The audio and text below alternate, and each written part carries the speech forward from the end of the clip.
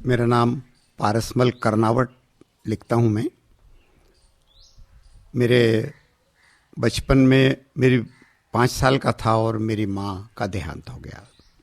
पिताजी ने पाल पोस के बड़ा किया और निसरपुर के पास एक बहुत छोटा सा विलेज है कोणदा, मेरा जन्म वहाँ हुआ। 9 साल की उम्र तक मैं वहाँ रहा। उसके बाद पढ़ने के लिए मैं निसरपुर आ गया। 5 किलोमीटर गांव है वहाँ से। मेरे मामा के यहाँ रहकर मैं पढ़ा। मेरे मामा ने ही मेरा लालन पालन किया।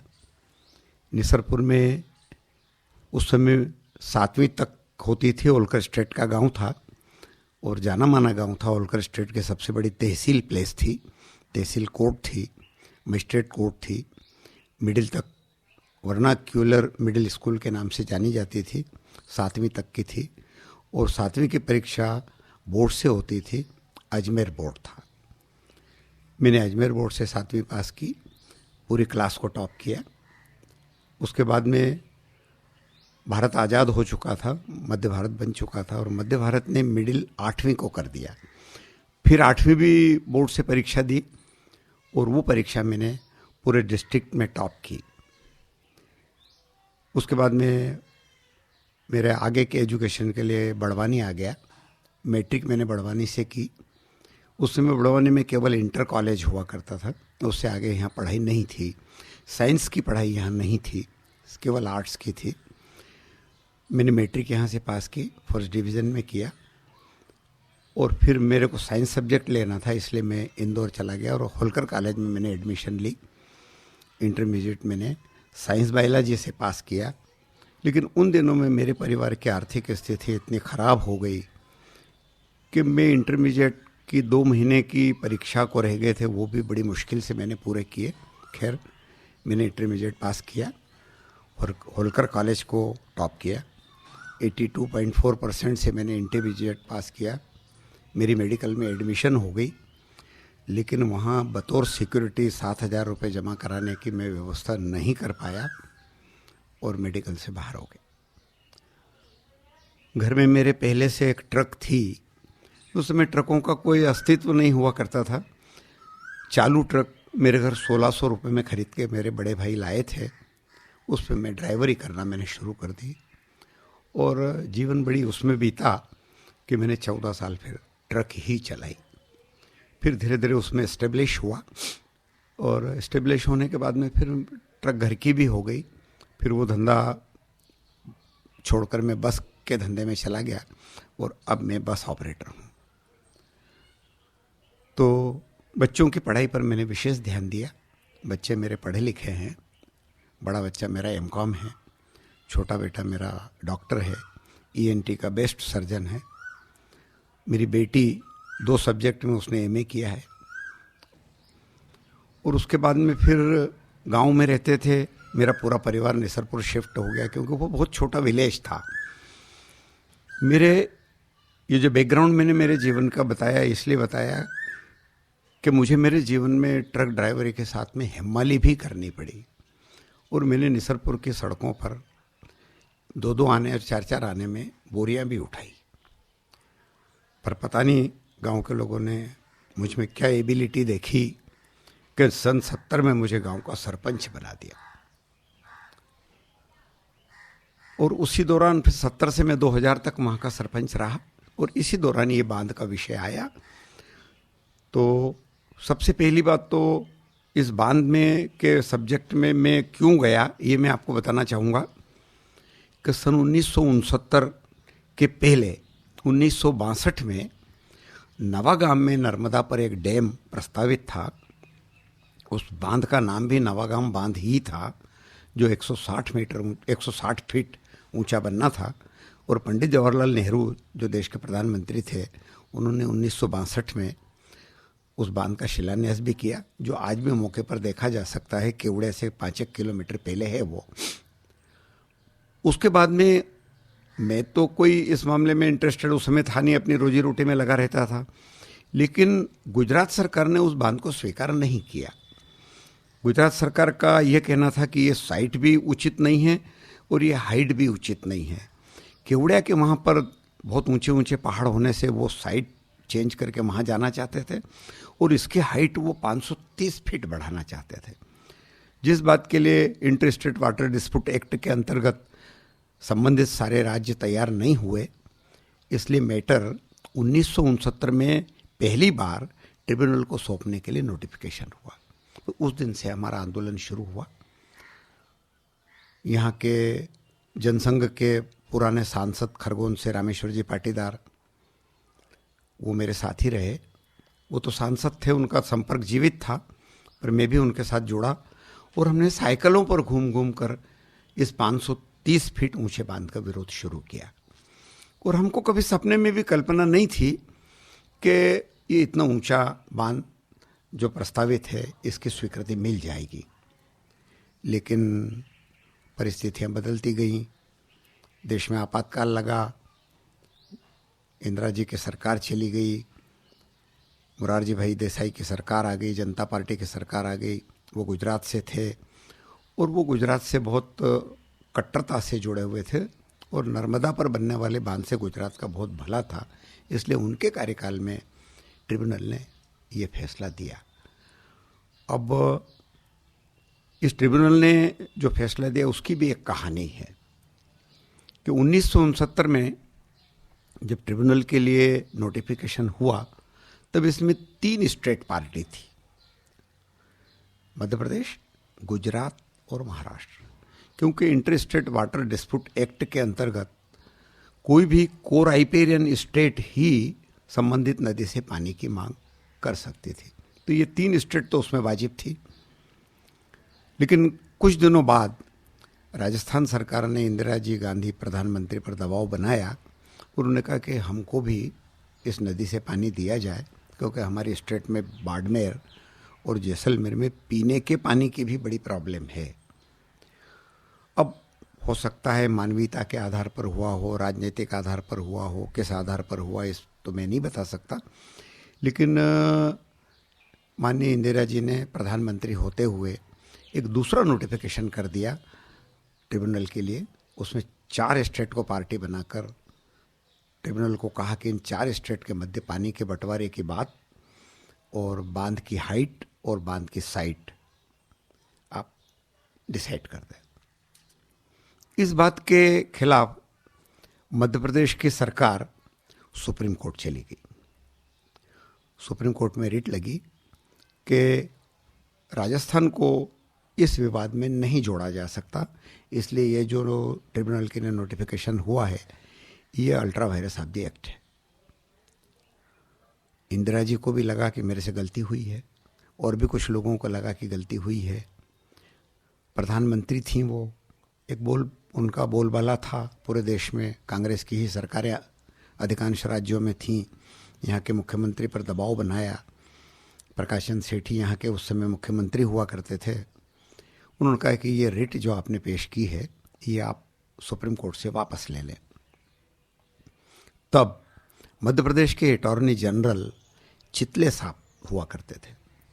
उन्होंने मध्य प्रदेश सरकार को ये बात कह दी कि अभी नहीं तो कभी नहीं, अगर आपने रिट वापस ले ली तो हमेशा के लिए आप अपना अधिकार खो दोगे। लेकिन ये एक बड़ी दुखद बात है इस देश में कि राजनीतिक दबाव के आगे बड़ी बड़ी चीज़ें गौण हो जाती हैं। और इंदिरा गांधी ने एक ऐसा हथियार चलाया कि प्रकाश चंद्र सेठी को ये बात कही कि आप इस बात के लिए गए हैं कि ये notification ultra vires of the act है, क्योंकि राजस्थान को पानी नहीं दिया जा सकता। तो अपन क्यों न इस मुद्दे को प्रिलिमिनरी इशू बनाकर इस ट्रिब्यूनल के ही सामने डिसाइड करने के लिए रख दें। और इस बात के लिए प्रधानमंत्री जी ने मुख्यमंत्री को तैयार कर लिया। वो रिट वापस हो गई और एक ये इशू प्रिलिमिनरी इशू बनाया गया कि क्या राजस्थान को शरीक कर जो नोटिफिकेशन ट्रिब्यूनल के लिए हुआ है वो ultra vires of the act है। अब वहाँ तो जजेस थे, सुप्रीम कोर्ट के रिटायर्ड जजेस भी थे, बड़े बड़े विद्वान जजेस थे जिनका जीवन निष्पक्ष फैसले देने में ही बीतता है, और उन्होंने वहाँ भी अपनी निष्पक्षता बताई। 23/2/1972 को उस ट्रिब्यूनल ने प्रिलिमिनरी इशू को डिसाइड कर दिया और कह दिया कि ये notification ultra vires object act है, इसलिए ये ट्रिब्यूनल भी शून्य है और अब ये ट्रिब्यूनल काम नहीं करेगा। काम बंद हो गया। अब नया नोटिफिकेशन करने की बात बिगड़ जाती। फिर दबाव बनाया प्रकाशन सेठी पर और प्रकाशन सेठी से एक एग्रीमेंट पर दस्तखत करा लिए। उसकी तारीख है 12/7/1974 को एक आधे पेज का एक एग्रीमेंट हुआ है और जिसमें मध्य प्रदेश, गुजरात, महाराष्ट्र और राजस्थान के चारों मुख्यमंत्रियों के उस पर हस्ताक्षर हैं कि यदि राजस्थान को 5 लाख एकड़ फीट पानी दिया जाए तो हमें इनको इस विवाद में शरीक करने पर कोई आपत्ति नहीं है और इस शर्त पर ट्रिब्यूनल अपना काम शुरू करे, हमारा कोई विवाद नहीं रहेगा। उस एग्रीमेंट के तहत इस ट्रिब्यूनल ने अपना काम पुनः शुरू कर दिया और एक पहाड़ टूटने जैसी बात होकर 1978 में उन्होंने अपनी अंतरिम रिपोर्ट दे दी कि बांध 455 फीट बनेगा। तो यहाँ से उग्र आंदोलन की शुरुआत हुई। हमारे सामने एक ही बात थी कि 455 फीट बांध बनने के बाद मध्य प्रदेश के 193 गांव डूब रहे थे। उन 193 गांवों में निसरपुर सबसे बड़ा विलेज था। मैंने आपको पहले बताया कि मैं निसरपुर में एक हिमाल की हैसियत का रहा हुआ आदमी वहाँ का सरपंच था और 1978 में नई पंचायत के चुनाव हुए थे जिसमें सरपंच का चुनाव सीधा गांव द्वारा हुआ था और पूरे गांव ने मुझे भारी बहुमत से पुनः सरपंच चुना था। मुझ पर एक नैतिक दायित्व आया कि मैं कुछ करूं। मैं यदि कर सकता हूं तो गांव में मेरा होल्ड है, सरपंच चुना हूं इस नाते मैं गांव को एक कर सकता हूं और मेरी उस बात को गांव ने मेरे को पूरा समर्थन दिया। करीब 1 महीने से अधिक निसरपुर पूरी तरह बंद रहा। निसरपुर के मकान के कोई दरवाजे नहीं खुले, कोई दुकान नहीं खुली, बस स्टैंड से बसों का आवागमन बंद कर दिया था। लेकिन पब्लिक इंटरेस्ट में वो तो फिर हमको चालू करना पड़ा और उस आंदोलन ने इतना उग्र रूप लिया कि पूरे क्षेत्र के सारे लोग हमसे जुड़े और हमने फिर उस आंदोलन को निमाड़ बचाओ आंदोलन नाम दिया। इसलिए दिया कि निमाड़ के ही अधिकांश 193 गांव डूब रहे थे, तो हमने काफ़ी लोगों को इकट्ठा किया। हमारा मुख्यालय उस समय ये बड़वानी ही था और आप सभी लोग इस बात को अच्छी तरह समझते हैं कि भारत की राजनीति बड़ी गंदी है। राजनीति के आधार पर अच्छे अच्छे मसले गटर में डाल दिए जाते हैं और हमारे साथ भी वही हुआ कि 1978 में जब इसकी रिपोर्ट आई और व्यापक आंदोलन यहाँ हुआ तो यहाँ की स्थिति ये थी कि बड़े अधिकारी या बड़े से बड़ा मिनिस्टर भी इस एरिया में घुस नहीं सकता था। वो समझता था कि मैं जाऊँगा तो मेरे साथ कुछ भी हो सकता है। इतना व्यापक और उग्र आंदोलन था, लेकिन उसमें भी राजनीति थी। वो उग्रता के बारे में थोड़ा और डिटेल बता सकते हैं? उग्रता में ये बात सामने आती थी कि ये एक पक्षपातपूर्ण तरीके से काम हुआ है, इसलिए अधिकारियों का भी घेराव किया जाए, राजनीतिज्ञों का भी घेराव किया जाए और जिन जिन लोगों ने इस बड़े बांध के लिए समर्थन देकर कोई बात करवाई है उनका भी बहिष्कार किया जाए। तो ऐसी स्थिति तो इस क्षेत्र में नहीं थी कि जो कोई इतने बड़े बांध के लिए समर्थन देकर इतना वो करवा दे। लेकिन अधिकारी लोग तो थे, नेता लोग भी थे, जिन लोगों के कंधों पर एक व्यापक जवाबदारी के रूप में कोई बात थी कि भाई आप सांसद हैं, विधायक हैं, आप इसको रोकिए। तो यहाँ बड़वानी के विधायक उमराव सिंह पटेल थे, उन्होंने यहाँ पर एसडीएम के कार्यालय के सामने धरना देकर ये घोषणा की थी कि यदि इस बांध की हाइट वापस कम नहीं करा सके तो यदि जनता मुझे आदेश देगी तो मैं तुरंत विधायक पद से त्यागपत्र दूंगा। खैर ऐसी स्थिति इसलिए नहीं आई कि किसी का पद छुड़वा देने से किसी को लाभ नहीं मिल सकता था। बड़वानी के स्थानीय कांग्रेस के नेता मदन लाल जी शर्मा, उनके दिमाग में शुद्ध राजनीति थी और खैर हम उसको समझ नहीं पाए, लेकिन वो अग्रिम पंक्ति में हमारे आंदोलन को समर्थन दे रहे थे, उस दृष्टि से हमने तो उनका समर्थन लिया, उनको अधिकार पूर्वक हमारे आंदोलन में हर चीज करने के लिए अधिकार भी दिए, और सब ने बैठकर एक अध्यक्ष का चुनाव किया। नर्मदा के बांध के से बचाने के लिए निमाड़ बचाओ आंदोलन उसका नाम देकर नर्मदा शंकर जी तिवारी, नर्मदा प्रसाद जी या नर्मदा शंकर जी, मैं नाम भूल रहा हूँ, अपने दवाना के पास एक अंदर छोटे से गांव के वो रहने वाले थे, और उनका बड़ा इस मामले में योगदान रहा था। उनको यहाँ का अध्यक्ष बनाया, और बाकी सब उसमें पदाधिकारी काम करने वाले रहे, ये मदन मामा भी रहे, मैं भी रहा, सभी कोई रहे। हमारा इंटरेस्ट नेतागिरी करना तो उसमें था नहीं, शुद्ध रूप से हमारा तो ये इंटरेस्ट था कि हम किसी रूप में इस बांध की हाइट कम करवा लें। ये इसलिए हमने, हमारा आंदोलन था, वो चला, काफ़ी कुछ चला। इस बीच में धीरे धीरे बातें छन कर बाहर आने लगी कि ये तो अभी केवल रिपोर्ट है, फाइनल डिसीजन तो अब आएगा। तो हमने और ज़्यादा दबाव बनाया, हर गांव में गांव बंद करे, बड़े नेताओं का आना हमने प्रतिबंधित कर दिया, अधिकारियों का आना प्रतिबंधित कर दिया, लेकिन कोई बात बनती दिखी नहीं। रोज़मर्रा के कामों में आम जनता को रुकावट पैदा होने लगी, लेकिन वास्तव में किसी ने इस बात का दर्द अपने चेहरे पर नहीं लाया, और वो तन मन धन से इस आंदोलन में जुड़ गए।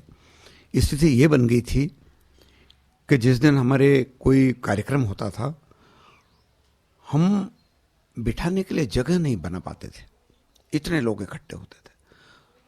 यानी एक सभा का मुझे ध्यान है कि दवाना से जो शुरू अंतिम छोर दवाना में था और उसकी अग्रिम पंक्ति ठिकरी में थी। मैं सोचता हूँ सर लगभग 50,000 आदमी उसमें होंगे। यानी सब ने तत्परता से उस आंदोलन से जुड़ने का मन बनाया, और सब जुड़े।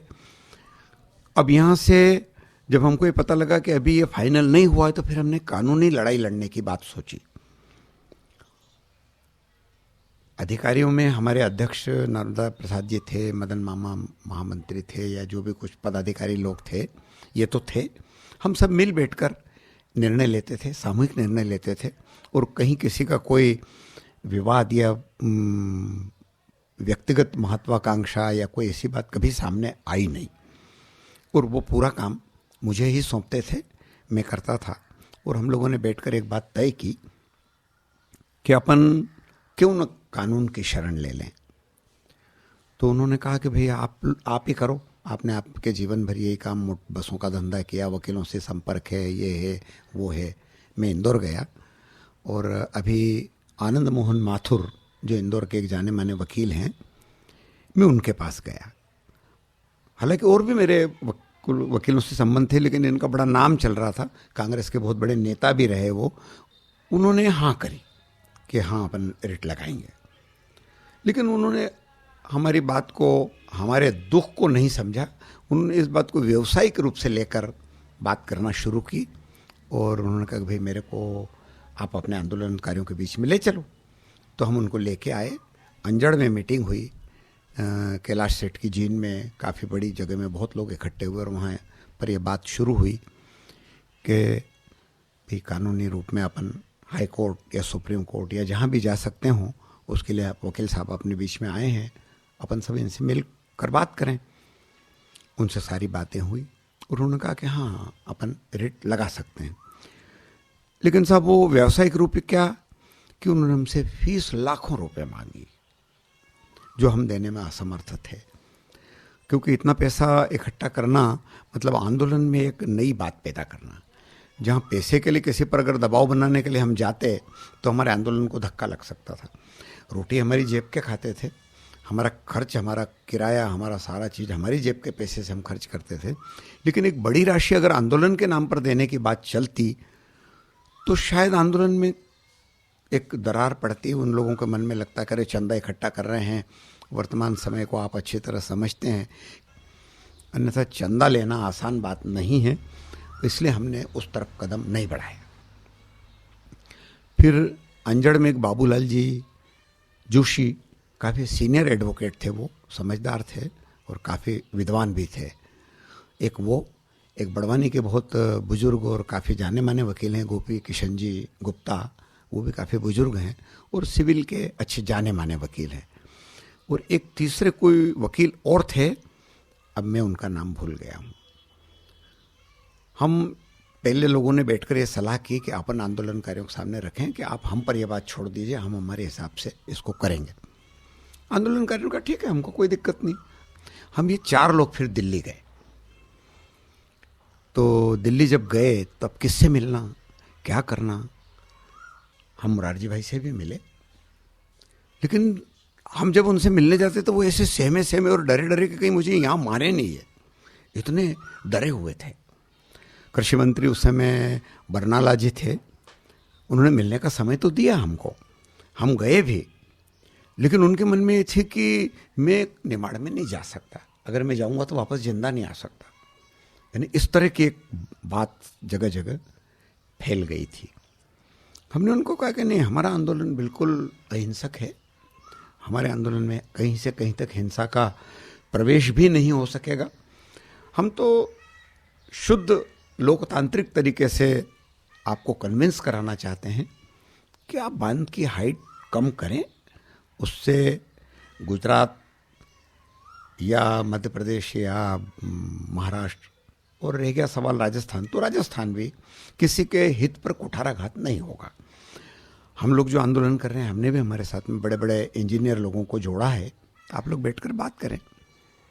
तो खैर वो तो कोई बात बनने वाली थी नहीं।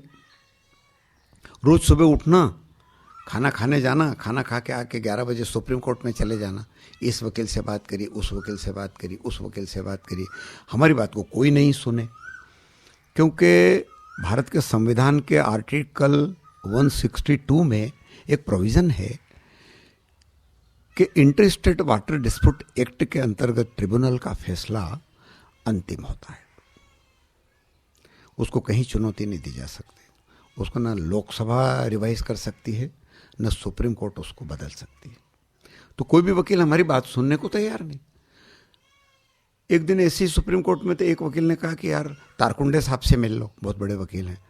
अब हमारी हिम्मत नहीं हो कि वो तो बहुत बड़े वकील, असम हाई कोर्ट के चीफ जस्टिस रहे और नाम था उनका, जिससे पूछें वो तारकुंडे, वीएम तारकुंडे की ही बात करता था। पर कैसे भी हम हिम्मत करके उनके पास चले गए। पूछा उन्होंने, कहाँ से आए हो भाई, क्या बात है सब? तो बोले भाई मैं तो ये कहूँगा कि निमाड़ में बहुत सारे पागल लोगों का समूह है, उसमें से ज़्यादा पागल जो 4 थे वो सुप्रीम कोर्ट में रिट लगाने यहाँ आ गए हैं। मैं तो आपको पागल ही कहूँगा, आप लोग अपने घर जाओ, कुछ नहीं हो सकता। हम निराश हो गए, पर हम हिम्मत नहीं हारे। इस वकील से मिल, उस वकील, रोज यही प्रयत्न करते रहे। एक पारिख करके कोई आपके गुजरात के ही वकील थे और वो एडवोकेट ऑन रिकॉर्ड का काम करते थे, जूनियर वकील थे। संयोग से कहीं वो हमको मिल गए और वो वीएम तारकुंडे साहब के साथ काम करते थे। उन्होंने कहा कि यार ये सब कुछ आप कर रहे हो, रोज आते हो, रोज आपको कोई वकील डांटता है, कोई आपको पागल कहता है, कोई क्या करता है, आप बगैर कागज के रिट लगाने कैसे आ गए? सबका परिचय ले, आप तो वकील लोग हैं, आपके पास कोई कागज ही नहीं है जिसको आप चुनौती देना चाहते हैं, वो कागज नहीं है, और आप चुनौती किस चीज को देना चाहते हैं कि जबान नहीं लगाओगे आप? तब फिर हमारे साथ के सारे वकीलों को एकदम जैसे वो तो जमीन पे गिर पड़े, करे वास्तव में अपन गलती कर रहे हैं। फिर पता किया कि इस अवार्ड की जो मतलब अंतरिम रिपोर्ट दी है ट्रिब्यूनल ने, उसकी कॉपी कहीं से अपन प्राप्त करें, तो वो तो अंतरिम था, पब्लिक डॉक्यूमेंट हो ही नहीं था, तो हमको तो उसकी कॉपी मिल नहीं सकती थी। बहुत कोशिश की, नहीं मिली। पर किसी ने हमको ये बता दिया कि यार आप भोपाल में जाके क्यों नहीं ट्राई करते, गवर्नमेंट लाइब्रेरी में इसकी कॉपी गई है। मैं बचपन से आरएसएस जनसंघ से जुड़ा रहा हूँ। उस समय जनता पार्टी की सरकार थी और मुख्यमंत्री वीरेंद्र कुमार सकलेचा थे। सकलेचा जी से मेरे बहुत गहरे संबंध थे। मैंने उनके कान पर यह बात डाली कि सर मेरे को केवल 4 दिन के लिए उस अवार्ड की कॉपी मेरे को चाहिए, 4 वॉल्यूम है उसके बड़े बड़े। तो उन्होंने मेरे को एक ही बात कही, कर्नौट जी मेरे को जो भी कुछ आपने कहा मैंने इस कान से सुन लिया और इस कान से बाहर निकाल दिया। आप में अगर हिम्मत हो तो लाइब्रेरी से चारों वॉल्यूम उठा कर ले जाओ, कोई दिक्कत आए तो मुझे फ़ोन करना, मैं उसका कुछ भी हल निकाल दूंगा। मैं नहीं कह सकता कि ले जाओ। अंततः हम लाइब्रेरी में गए। वहाँ घुसना भी बड़ी तकलीफ़ की बात थी, पर जैसे वैसे, क्योंकि वहाँ एंट्री कुछ जवाबदार लोगों को ही मिलती थी, पर हमारे साथ वकील लोग थे इसलिए हमको एंट्री मिल गई। हम गए, हमने देखा तो इतने बड़े वो 4 वॉल्यूम। अब क्या करना, 4 लोग थे हम, बड़ी बड़ी थैली लेके गए थे साथ में, एक एक वॉल्यूम सब ने अपनी थैली में रखा और बाहर हो गए। उस समय फोटोकॉपी नहीं होती थी। अब वो वॉल्यूम लेकर हम तो सीधे इंदौर आए। इंदौर में गुप्ता करके था, कोई गोराकुंड में रहता था, उसके घर गए कि भैया ये 4 वॉल्यूम टाइप करना है।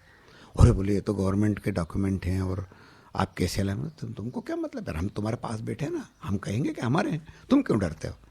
फिर वो थोड़ी हिम्मत वाला था और गोपी किशन जी जो यहाँ के वकील थे उनका रिश्तेदार था, तो उसने हिम्मत की और टाइपिंग शुरू किया। टाइप करवाना वो 4 वॉल्यूम। इस बीच में लाइब्रेरी में बात चली गई कि यहाँ के वॉल्यूम कहाँ चले गए। पता लगा कि वो 4 लोग आए थे, वहाँ नाम वाम सब लिखा हुआ। हमारी ढूंढ पड़ी और पुलिस ने हमको इंदौर में घेर लिया सब, उस मकान में जहाँ हम टाइप करा रहे थे। एक वकील भी हमारे साथ। फिर अब उस समय फ़ोन का ये STD वगैरह ये कुछ होते नहीं थे, पर चूँकि मुख्यमंत्री जी का फ़ोन था और टाइपिस्ट के यहाँ भी फ़ोन था, मैंने वहीं से फ़ोन लगाया और कहा कि भाई मैं पारसमल बोल रहा हूँ, किसी भी तरह मुझे बहुत अर्जेंट में मेरे को मुख्यमंत्री जी से आप चर्चा कराएं। बात हुई, मैंने उनसे कहा, मैंने कहा साहब तो मुसीबत आ गई, पुलिस ने हमको घेर लिया, आप डरो मत, नीचे उतरो, बाहर आओ, जो सबसे बड़ा अधिकारी हो उसको कहीं भी ले जाके फ़ोन पे मेरी बात करा। उनको कहा तो वो जाने को तैयार नहीं, बोले नहीं आप मेरे को गुमराह कर रहे हो। फिर भाई मैं तो आपको मुख्यमंत्री से बात कराने की बात करता हूँ, नहीं तो आप इसी मकान में अंदर आ जाइए। आ गया, वहीं से फ़ोन तुरंत लगाया, बात करी। उन्होंने कहा तुम मकान को घेरे रखना चाहते हो तो घेरे रहो, इनको किसी को डिस्टर्ब नहीं करोगे, ये टाइप करा रहे हैं उस कागज़ को, 4 दिन इनको लगेंगे, 4 दिन लगने दो, 4 दिन बाद आपके वॉल्यूम वापस लाइब्रेरी में आ जाएंगे, ये मेरी जवाबदारी।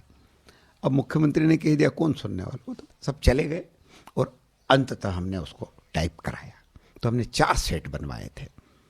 उन 4 सेट में से एक सेट तो यहाँ बढ़वाने की बार में है, एक मेरे पास था, एक दिल्ली में वो तारकुंडे साहब के यहाँ रह गया, और एक सेट का मुझे अब याद नहीं कि मैं नहीं कह सकता कहाँ, क्योंकि तो बहुत पुरानी बात हो गई।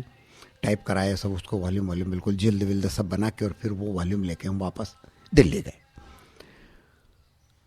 और पारिक साहब को बताया। तो उसमें वो 23/2/72 का फैसला जो मैंने अभी आपको पहले कहा कि प्रिलिमिनरी इशू इस ट्रिब्यूनल ने डिसाइड किया था, वो फैसला उसमें था।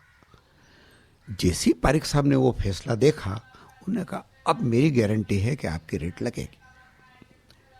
जिस ट्रिब्यूनल ने ये फैसला दिया है कि हाइट इतनी होगी, साइट बदल दी जाएगी, वो तो अस्तित्व में ही नहीं। उन्होंने खुद ने कहा है कि ट्रिब्यूनल के लिए जो नोटिफिकेशन है वही ultra vires of the act है, तो ट्रिब्यूनल कैसे काम कर सकता है। अब अपन रेट लगाए। फिर वो हमको लेके तारकुंडे साहब के पास गए, बोले साहब ये आपसे रोज़ मिलते हैं, लेकिन इसमें एक बहुत अच्छा क्ल्यू मिला है मुझे, आप देखें और यदि आप उचित समझें तो फिर अपन आगे की बात करेंगे। उन्होंने भी जैसे ही देखा वो भी चौंक पड़े, इसमें अपने को सफलता मिलेगी। पर भाई ये तो बहुत व्यापक वो है, क्या करेंगे आप, फीस कैसी देंगे? फीस की चिंता आप मत करिए, हम करेंगे। बोले भाई मेरी फीस ज़्यादा होती है पर मैं कम कर दूंगा, क्योंकि ये बहुत व्यापक जनहित से जुड़ा मुद्दा है और मैं इसमें पैसे के लिए आपको परेशान नहीं करूंगा, पर रेट लगे। तब 1 महीना हमको दिल्ली में हो गया था, तब जाकर हमको शांति हुई कि अब कुछ होगा। उनको सब दिया, उनको सब समय दें, हम जाके पैसे की व्यवस्था करेंगे। उस रिट के लिए हमने कहीं से 1 पैसा इकट्ठा नहीं किया। जो भी खर्च उसमें लगा, लाखों रुपए लगे, लाखों रुपए लगे। VM तारकुंडे साहब को 10,000 रुपये प्रति घंटे की फीस दी हमने। वो सारा पैसा सिर्फ निसरपुर गांव ने दिया। बच्चे बच्चे से हमने पैसा मांगा और बड़ी उदारता से हमारी थैली भर गई। किसी ने मना नहीं की। देना चाहिए, अपने अस्तित्व का सवाल है। सच कहूँ साहब, आज गर्व है मेरे को उस बात पर कि अकेले निसरपुर गांव से इतना पैसा इकट्ठा हमने किया कि उसके लिए हमने रेट लगाई। रेट लगी, सुनवाई पे आई। सुनवाई पे जिस दिन आई उस दिन एडवोकेट ऑन रिकॉर्ड पारिक साहब ने तारकुंडे साहब से कहा कि साहब आज की डीबी अपने लायक नहीं है, आज इसको अपन आगे बढ़वा लें। अरे बोले अपने पास डॉक्यूमेंट्री चीज है, इसको कौन नकार सकता है। और बोले क्या है, तो बोले साहब वो सिंघल साहब के पे उसमें लगा है, और सिंघल साहब राजस्थान हाईकोर्ट के चीफ जस्टिस रहे हैं, कहीं ऐसा ना हो कि उनका झुकाव राजस्थान की तरफ चला जाए, क्योंकि अगर हो गई तो राजस्थान को तो पानी मिलेगा ही नहीं फिर, इसलिए अपन आज नहीं चलाएं। वीएम तारकुंडे साहब को अपनी रेपुटेशन पर और अपनी कार्यशैली पर विश्वास था, जाके खड़े हो गए। मैं आपको कहूँ उस दिन की बात को कि चारों स्टेट के चीफ सेक्रेटरी सुप्रीम कोर्ट में खड़े थे, सभी लोग जवाबदार लोग वहाँ आए थे, और वो केवल ये कह रहे थे कि हम तो केवल इसलिए आए हैं कि बांध का काम स्टे नहीं हो जाए। रिट तो एडमिट होगी आपकी, पर स्टे नहीं हो जाए, स्टे का अपोज करने के लिए हम लोग आए हैं केवल, कि भी काम चलने दिया जाए। हाइट का कोई विवाद अगर आया तो कम भी हो सकती है, साइट में तो कोई प्रॉब्लम किसी को होनी नहीं है, इसलिए हम तो आए हैं। पर साहब सचमुच हमारा दुर्भाग्य कि जो पारिक साहब ने कहा था वही बात सामने आई, और जज ने ये कहकर हमारे रिट खारिज कर दी कि पारसमल को इसमें लोकस स्टैंडी नहीं है। तारकुंडे साहब ने बहुत उनके सामने पुनः बहस करी कि लोकस स्टैंडी किसको होती है, इसको उन्होंने बहुत व्यापक रूप में जज को समझाया। वो खचाखच भरी हुई थी कोर्ट का रूम, यानी पैर रखने की जगह नहीं, और अंततः वो जज को तो खारिज करनी थी। उन्हें उठा के फाइल ऐसी फेंक दी और कह दिया मिस्टर तारकुंडे नो मोर। तारकुंडे साहब सिर पकड़कर वहीं बैठ गए, खारिज हो। तारकुंडे साहब ने अपनी वो बताई, हमसे फीस नहीं ली, मतलब इस मामले में फीस अब नहीं लूँगा। और उनको इतना बुरा लगा उस दिन कि वो कोर्ट छोड़कर घर चले गए। शाम को हम मिलने गए उनसे, उन्होंने कहा भाई अब क्या बात करो, मैं किस रूप में आपको अपना दुख बताऊं कि इतनी अच्छी रिट, इतनी अच्छी याचिका सुप्रीम कोर्ट ने खारिज कर दी। अब उस समय साहब मैं भी नहीं समझता था, कोई भी नहीं समझते थे, नहीं तो उसको रिव्यू किया जा सकता था, फुल बेंच के सामने उसको एसएलपी की जा सकती थी। पर खैर वो तो विवाद खत्म हो गया। ऑल इंडिया रेडियो पे वो तो पूरे भारत में उस दिन, क्योंकि सारे भारत की निगाह टिकी हुई थी कि बांध का काम रुक जाएगा, और ऐसा कुछ नहीं हुआ। वापस घर आ गए हम, और यहाँ हम इसका प्रयत्न करते रहे। और इस बीच में 1980 में जनता पार्टी की सरकार गिर गई, फिर से लोकसभा के चुनाव हुए, और लोकसभा के चुनाव में कांग्रेस वापस सत्ता में आ गई। तो जो मैंने पहले मदन मामा का जो बड़वाने का नाम लिया आपके सामने, वो हमारे महामंत्री थे इस आंदोलन के, उन्होंने उसी दिन अपना त्यागपत्र दे दिया, और ये कहकर त्यागपत्र दे दिया कि मेरा काम तो हो गया है, अब जनता पार्टी के लोगों का काम रह गया है, हम तो अब सत्ता में आ गए हैं। और वो आंदोलन से अलग हो गए, और उस पर इतना बुरा राजनीतिक असर हुआ कि आज मुझे कहते हुए दुख होता है कि आंदोलन पूरी तरह टूट गया। आंदोलन का नाम लेने वाला ही कोई नहीं रहा, समाप्त हो गया। लेकिन चूंकि मेरे मन में तड़प थी, मैं 1969 से जिस दिन ट्रिब्यूनल का नोटिफिकेशन 4 स्टेट को लेकर हुआ था, तब से काम कर रहा था, तो मुझे तो ये लग रहा था कि नहीं, अपन ने इस मिशन को बंद नहीं करना चाहिए, अपन जिस रूप में भी चला सकते हैं अपन चलाएं, सफलता मिलना नहीं मिलना ईश्वर के हाथ। तो मैं काम इस रूप में करता रहा कि फिर ये देखता रहा कि बड़े बांध के खिलाफ कौन है, कोई भी नाम सामने आए तो उनके पास जाके बैठना, उनसे बातचीत करना। तो धीरे धीरे इस रूप में मेरा नाम जाने लगा कि बड़े बांध के लिए यह आदमी अपने मन में कुछ पीड़ा रखता है। तो जहाँ कहीं भी कोई कार्यक्रम होता तो मुझे वहाँ से निमंत्रण जरूर आता था और मैं सिर्फ अकेला रह गया था। नर्मदा प्रसाद तिवारी बुजुर्ग हो गए थे बेचारे, वो उनके घर बैठ गए। मदन मामा राजनीति के कारण अलग हो गए। सारे कांग्रेस के लोग जो कांग्रेस पक्ष से जुड़े थे उस आंदोलन से बाहर हो गए और आंदोलन समाप्त हो गया था। तो धीरे धीरे उनमें, जैसे दिल्ली में एक सेमिनार हुआ, मैं वहाँ भी गया। एक बेंगलोर में सेमिनार हुआ, मैं वहाँ भी गया। तो आपके गुजरात के एक बहुत बड़े इसी मामले में नेता हैं हरिवल्लभ भाई पारिख। उन्होंने बड़े बांधों के खिलाफ बहुत कुछ गुजरात में किया है। उनसे मेरा परिचय हुआ इन सेमिनार के दौरान और हमने नर्मदा संबंधी जो बात उनके सामने रखी तो उन्होंने कहा, नर्मदा तो भाई मेरे आश्रम रंगपुर जो है वहाँ के बिल्कुल पास में है, तो क्यों ना अपन अगला सेमिनार रंगपुर में ही रख लें। तो उन्होंने रंगपुर में रखा और वहाँ काफ़ी लोग इकट्ठे हुए, दूर दूर से आए थे, काफ़ी दूर से बड़े लोग। और वहाँ इस विषय पे चर्चा हुई कि भाई सचमुच ये इतना बड़ा बांध अगर बनेगा तो विकास के साथ विनाश भी हो जाएगा और विनाश अधिक होगा, विकास कम होगा। बांध बनना चाहिए लेकिन विकास के मुद्दे को ध्यान में रखकर बांध बनाना चाहिए।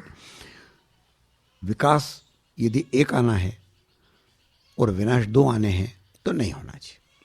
इस बात को लेकर ये बात आगे बढ़ी और वहाँ मैं जाता रहता था। आखिर फिर मैंने उनको ये कहा कि साहब हमारी पीड़ा से आप पूरी तरह परिचित हो ही गए हैं, तो फिर क्यों न एक सेमिनार हमारे गांव में रख लें आप।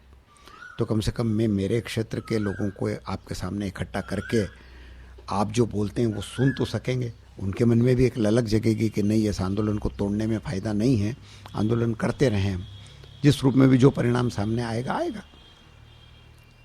तो उन्होंने कहा कि नहीं ठीक बात है। तो निसरपुर के पास नर्मदा किनारे कोटेश्वर एक जगह है, हमने वहाँ पर फिर ये सेमिनार किया। उसमें हरिवल्लभ भाई पारिख भी आए, हमारे मध्य प्रदेश के एक जाने माने गांधीवादी सर्वोदयी नेता काशीनाथ जी त्रिवेदी, उनसे भी मेरा संपर्क था।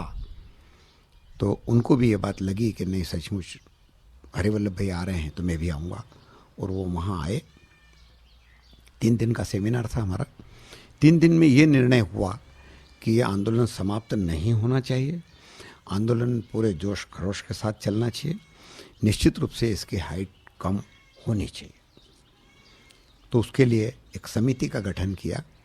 उसमें हरिवल्लभ भाई पारिख भी हैं, काशीनाथ जी त्रिवेदी उसके अध्यक्ष थे, मैं उसका उपाध्यक्ष था। प्रभाकर जी मांडलिक जो तौलई आश्रम के व्यवस्थापक रहे और वो भी एक गांधीवादी और सर्वोदयी आदमी हैं, उनको भी इसमें लिया। एक सूरजमल्ली लूंकड़ अंजड़ के थे, अब तो वो नहीं रहे, उनकी डेथ हो गई, वो भी उस समिति में थे। एक हमारे कुक्षी क्षेत्र के भूतपूर्व विधायक बाबू सिंह जी अलावा आदिवासी हैं, उनको भी उस समिति में हम लोगों ने रखा था। और उस समिति का नाम इन सब बड़े लोगों ने और सबने मिलकर नर्मदा घाटी नवनिर्माण समिति नाम दिया उसका। उसके पीछे उनका उद्देश्य यही था कि बांध बने, नर्मदा घाटी का नवनिर्माण हो और इस नर्मदा के पानी का भरपूर सदुपयोग हम करके क्षेत्र का भला कर सकें। बांध नहीं बनने पर ये पूरा पानी समुद्र में चला जाता है, कोई उपयोग नहीं होता। तो पानी का उपयोग हो, आने वाले समय में कठिन स्थिति पानी की आ सकती है और सिंचाई से काफ़ी लाभ मिलेगा, बिजली पैदा होगी। इन सब बातों को ध्यान में रख कर वो समिति बनी और उस समिति के माध्यम से फिर हम लोगों ने काम शुरू किया। और मेरे को उस बात को याद करके आज बड़ी खुशी होती है कि उस आंदोलन से फिर लोग जुड़ने लगे और काफ़ी संख्या में जुड़े, बहुत लोग जुड़े, जुड़ते गए। इस बीच में नर्मदा प्रोजेक्ट मध्य प्रदेश के जिन चीफ इंजीनियर ने तैयार की थी, श्री RL गुप्ता, वो रिटायर हो गए थे।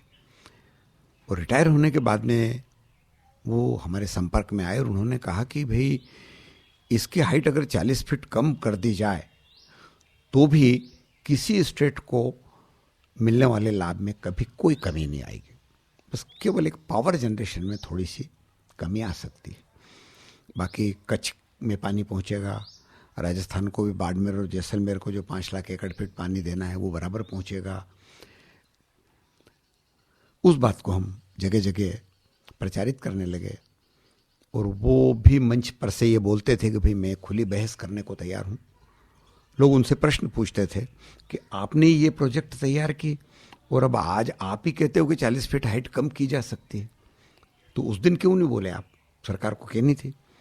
तब उन्होंने सबको ये बात के लिए कन्विंस कराया कि भाई मैं सरकारी नौकर था, अपने मालिक का आदेश मुझे मानना था, मैं क्या करता। लेकिन ये बात निश्चित है कि ये बात मैंने उस समय भी राजनीतिज्ञों को और सबको बताई थी कि इसकी हाइट 40 फीट यदि कम भी रखी गई तो बेनिफिट पूरा मिलेगा, लेकिन किसी ने नहीं मानी। और उसमें सबसे बड़ी बात एक जुड़ गई कि जब द्वारका प्रसाद मिश्र मध्य प्रदेश के मुख्यमंत्री थे तब उन्होंने यहाँ हरनफाल में 400 फीट ऊंचा डैम प्रस्तावित किया था। तो उस आधार पर कि जब 400 यहां बन सकता है तो ये 455 बन रहा है। धीरे धीरे ये सब होता रहा, काफी बड़ा स्वरूप हो गया। मेघा जी काफी तत्परता से उसमें जुड़ी और काफी कार्यकर्ता उनके कारण बाहर से भी आए और जुड़े और बहुत अच्छी गति मिली। काफी व्यापक रूप इस आंदोलन का हुआ। लेकिन एक दुखद बात है जो मैं मानता हूं, अब कोई माने या न माने, हमारा आंदोलन इस बात के लिए नहीं था कि डैम नहीं बने। हमारा आंदोलन सिर्फ इस बात के लिए था कि इस बांध की हाइट इतनी कम कर दी जाए कि मध्य प्रदेश की डूब में आने वाली जो अत्यधिक उपजाऊ जमीन है वो बच जाए। 193 गांव डूब रहे हैं, वो डूब से बच जाएं और कम से कम नुकसान हो और हम अधिक से अधिक लाभ ले सकें। हमारे आंदोलन का उद्देश्य यह था। लेकिन मेघा जी ने उसमें एक नई बात जोड़ दी, कोई नहीं हटेगा, बांध नहीं बनेगा। कई बार ऐसे मौके भी आए कि केवड़िया में धरना था हमारा, केवड़िया में मैं माइक पर बोल रहा था और माइक पर मैंने वहाँ भी यही बात कही, मेरे मुंह से निकल गई कि भाई हम निश्चित रूप से इसकी हाइट कम करवा के रहेंगे। तो मेघा जी ने मेरे हाथ से माइक छीन लिया, हाइट की बात नहीं करेंगे, बांध नहीं बनेगा, ये बात करेंगे। खैर, अब वो जो भी था, जिस रूप में था, मैं क्या कह सकता हूँ अब उसके लिए। लेकिन काफी लोगों को वो बात ठीक नहीं लगती थी।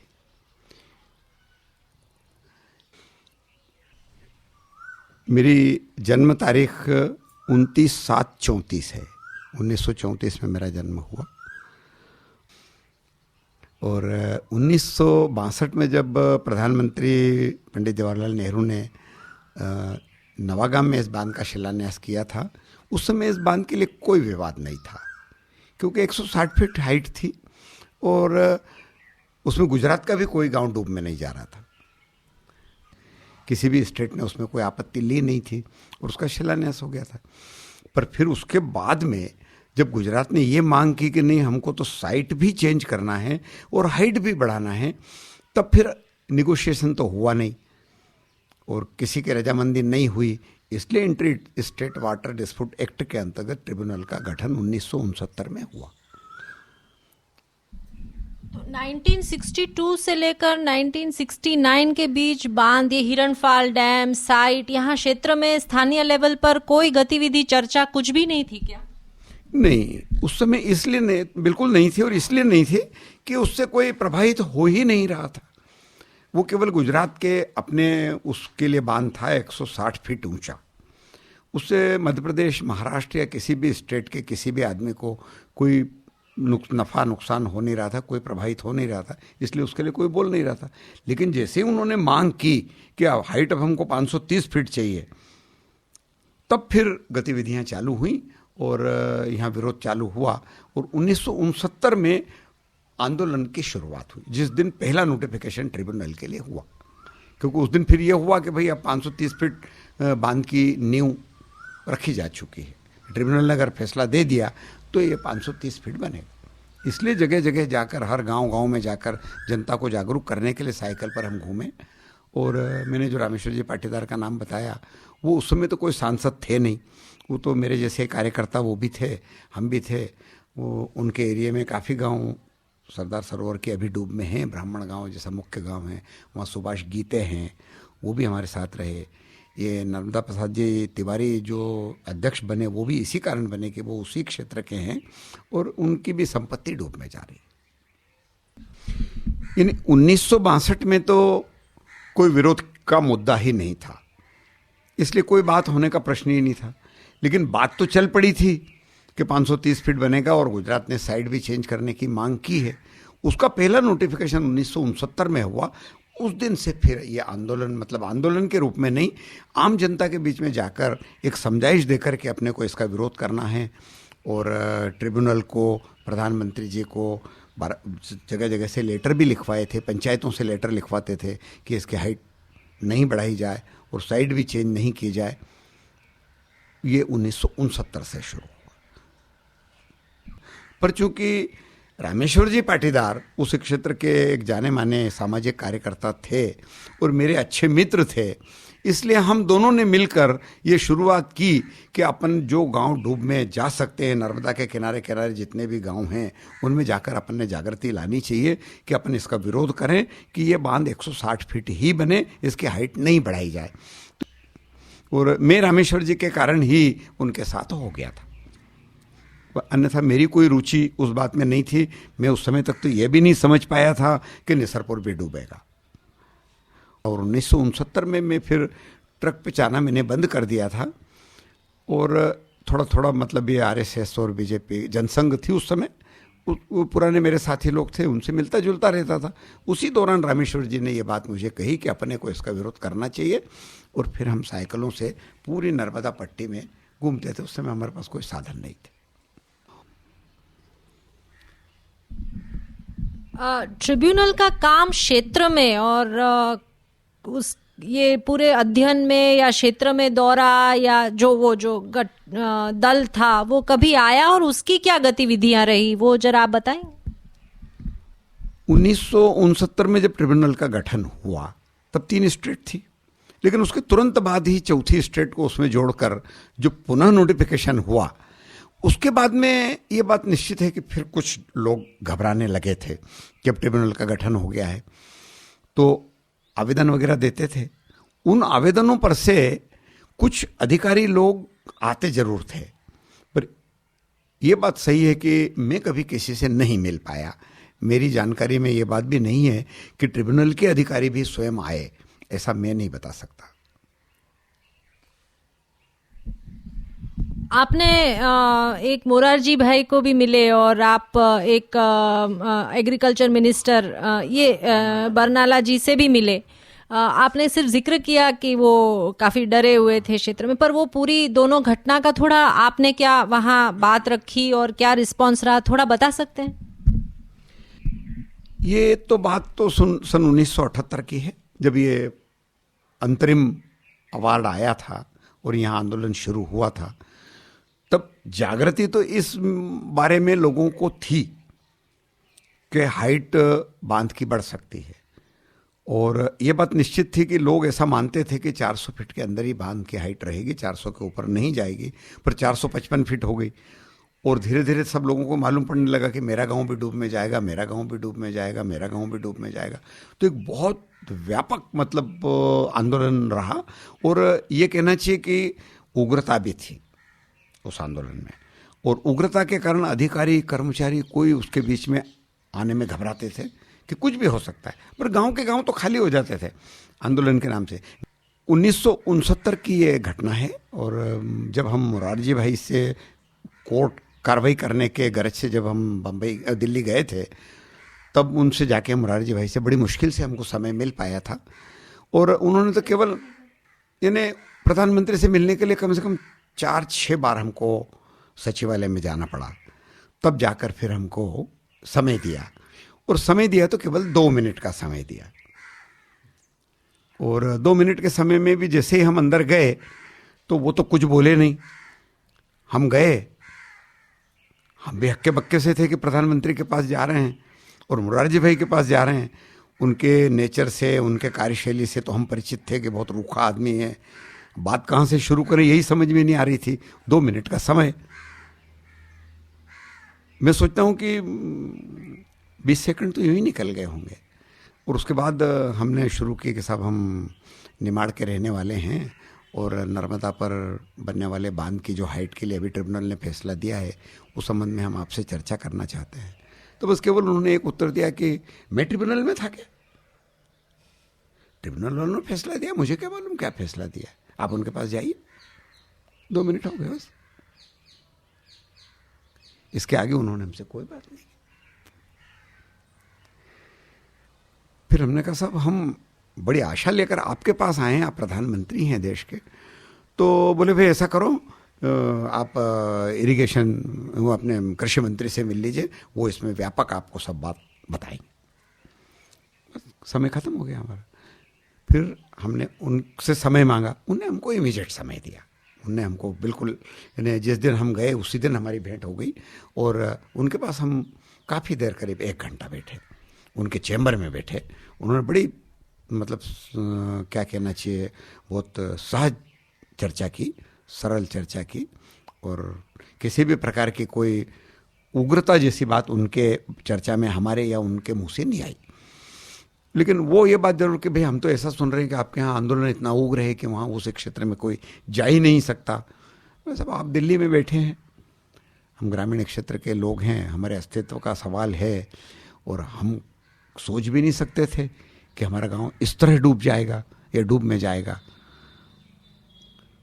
तो फिर उन्होंने सारी बातें, घटना बड़ी विस्तार से हमको समझाई कि इससे आने वाले दिनों में क्या होगा क्या नहीं होगा। वैसे बात बहुत पुरानी हो गई, तब मैं पूरी बात तो आपको नहीं एक्सप्लेन कर पाऊंगा, पर हाँ इसी मुद्दे पर चर्चा हुई कि ये इतना ऊंचा बांध इसलिए रखना पड़ा है कि 2 बात थी इसमें। एक केवल एक राजस्थान के बाड़मेर और जैसलमेर में पीने के पानी की व्यवस्था आज भी नहीं है। पीने के पानी के लिए इसको इतनी ऊंची हाइट देनी पड़ी है ताकि जैसलमेर और बाड़मेर में पानी पहुंच जाए। और उसी अनुसार गुजरात के कच्छ में भी पानी नहीं है। गुजरात के कच्छ में बहुत तकलीफ है और वहाँ पानी पहुँचे, इसके लिए इतनी हाइट देना आवश्यक था। और वो बात उन्होंने हमारे सामने इस रूप में एक्सप्लेन कर दी। पर अब ये इसका कम करने से क्या नुकसान हो सकता है या और बढ़ा देने से क्या फ़ायदा हो सकता है, वो कोई एक्सप्लेन नहीं कर सके। हमको उन्होंने बड़े सम्मान से बिठाया था, चाय भी पिलाई, और जब हम आने लगे तो हमको बाहर गेट तक छोड़ने आए बरनाला जी। आप ये आंदोलन की उग्रता और व्यापकता स्थानीय से लेकर राज्य स्तर तक बताएंगे? सन 1978 में ये आंदोलन शुरू हुआ। इसमें उग्रता उसी दिन से आई जिस दिन, उस समय रेडियो थे, कोई टीवी था नहीं, कुछ नहीं। रेडियो पे जैसे ये समाचार प्रसारित हुए कि ट्रिब्यूनल ने अंतरिम फैसला दे दिया है कि बांध की हाइट 455 फीट होगी, बस उसी दिन से लोगों का गुस्सा फूटा। और आंदोलन कोई उग्रता का जहाँ तक सवाल है, जिस शब्द का मैं प्रयोग कर रहा हूँ, उग्रता से मतलब ये है कि एक बहुत आक्रामक शैली में आंदोलन से लोग जुड़े, वो कुछ भी करने को तैयार थे। पर चूंकि जितने लोग यानी उनको नेतृत्व दे रहे थे, उन लोगों के मन में ये बात थी कि अगर इसमें कहीं किसी प्रकार की हिंसा आ गई तो ये आंदोलन समाप्त हो जाएगा। अहिंसक आंदोलन को ही अपन लंबे समय तक चला पाएंगे। और उसी रूप में हमने ये प्रयत्न किया कि हमको केवल अपना विरोध जताना है कि हमको ये बांध स्वीकार नहीं है। और उसी रूप में गांव बंद करे, भूख हड़ताल पर बैठे, धरना दिया। तो जैसे मैं निसरपुर की बात कर रहा हूँ, मेरे वहीं के वैसे सभी गाँवों में ये हुआ था कि हर गाँव में जो गाँव डूब में जा रहे थे, क्योंकि उनकी लगभग घोषणा हो गई थी कि ये गाँव डूब में जाएंगे, उन गाँवों में लोग बस स्टैंड पर या सड़क पर धरने पर बैठते थे। और वो धरना बहुत लंबे समय तक, 3 महीने तक चलता रहा। और बड़ी विचित्र स्थिति थी। आज मैं भी उस बात को याद करके बड़ा वो होता हूँ कि आखिर इतना लंबा आंदोलन चला, इतने लंबे समय तक लोग धरने पर भी बैठे, इतने लंबे समय तक बसों की आवाजाही भी लोगों ने रुकवा दी, लेकिन प्रशासन के कान पर जूं नहीं रहेंगे। कोई ये कहने नहीं आया कि आप अपना आंदोलन समाप्त कर दीजिए, आप अपनी भूख हड़ताल समाप्त कर दीजिए। निसरपुर में 3 महीने तक भूख हड़ताल चली है। रोज प्रतिदिन एक व्यक्ति भूख हड़ताल पर बैठता था और उसके साथ में 5, 10, 20 लोग सुबह से शाम तक वहाँ बैठे रहते थे। भाषण भी होते थे और अपनी बात कहने का एक तरीका वही था, दूसरा तो क्या। लेकिन ये बात मुझे अच्छी तरह याद है कि प्रशासन बिल्कुल मौन था। कभी किसी भी आंदोलन में या स्थल पर कोई एक तहसीलदार या एसडीएम या कलेक्टर या कोई कभी नहीं आया, न पुलिस आई।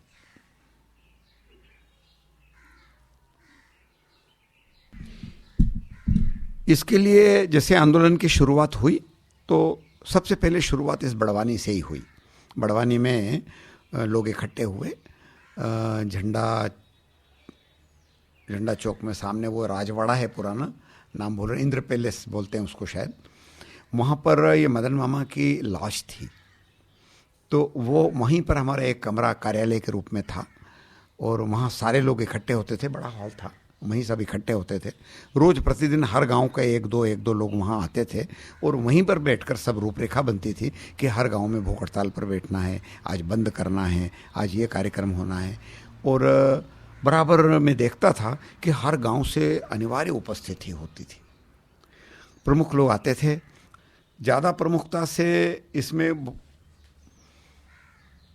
बड़वानी के लोग ज़्यादा थे और बड़वानी के लोगों का रोष ये था कि बड़वानी हमेशा कांग्रेस की सीट रही है, ये यहाँ पर बीजेपी या दूसरी पार्टी नहीं जीतती थी। पहली बार जनता पार्टी का उम्मीदवार उमराव सिंह जी यहाँ से जीते थे, तो लोगों के मन में एक रोष था कि उमराव सिंह के कारण ऐसा हो गया। तो उमराव सिंह के प्रति रोष जाहिर करने के लिए उनके घर आगजनी हुई। और ये बात निश्चित है कि हम लोग हमारे कामकाज से भी जुड़े रहते थे और ये आंदोलन को भी चलाना था, तो फुल टाइमर तो हम थे नहीं। जितना समय हमको मिलता था, जितना स्पेयर कर सकते थे, उतना ही समय हम देते थे। लेकिन फिर भी ये बात सही है कि आंदोलन सही चला, खूब अच्छा चला। वो तो सन 80 में अगर जनता पार्टी की सरकार नहीं जाकर वापस कांग्रेस की नहीं बनती तो शायद आज इसका स्वरूप दूसरा होता। उस बात को शुद्ध राजनीति में ले जाकर आंदोलन एक दिन में समाप्त हो गया। कांग्रेस पक्ष का कोई आदमी उस आंदोलन के नाम से घर से बाहर ही नहीं निकलता, बंद हो गया। ये एक बड़ी विडंबना रही है इसकी। पर फिर धीरे धीरे लोगों को समझ में आया कि कांग्रेस की सरकार आने से भी क्या अपन बच गए। इस आंदोलन में बाहर के लोग भी जुड़े। जैसे मैंने कहा कि ये मदन मामा यहाँ कांग्रेस के एक प्रमुख आदमी माने जाते हैं और इनके आवाज़ पर कांग्रेस के लोग काफ़ी इकट्ठे होते हैं और वो लोग आंदोलन से जुड़े, इनके बड़े लोगों से संपर्क थे। तो इस आंदोलन में आम सभाएं भी होती थी।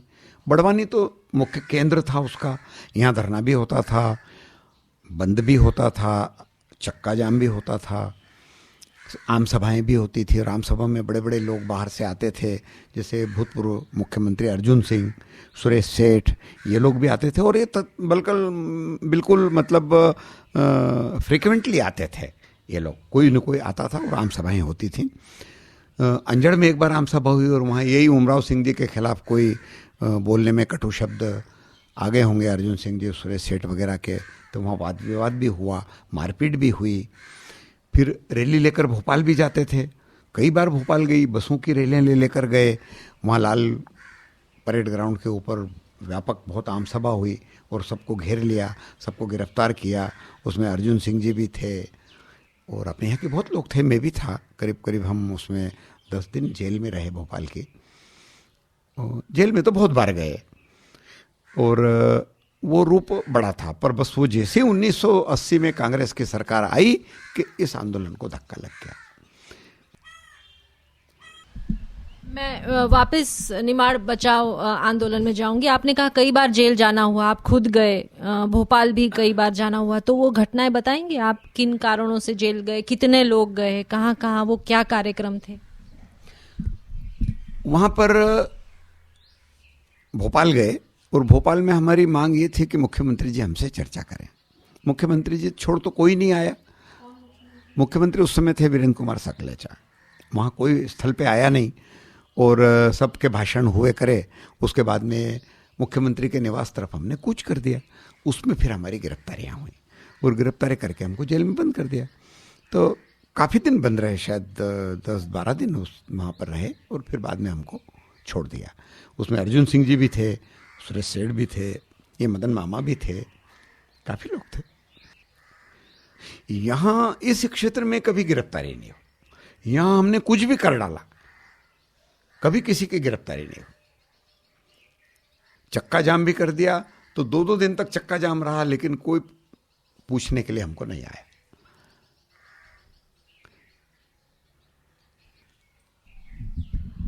निमाड़ बचाओ का व्यापकता कितनी थी, उसका भी अंदाजा देंगे? नहीं, निमाड़ बचाओ आंदोलन की व्यापकता तो इस पूरे निमाड़ में एक आवाज पर पूरे गांव खाली हो जाते थे, पूरा गांव सड़क पर आ जाता था, इतनी व्यापकता थी। जैसे भोपाल में वो आंदोलन के लिए गए तब भी वहाँ पर काफ़ी लोग गए थे। मैं सोचता हूँ कि 50 से बसें गई होंगी।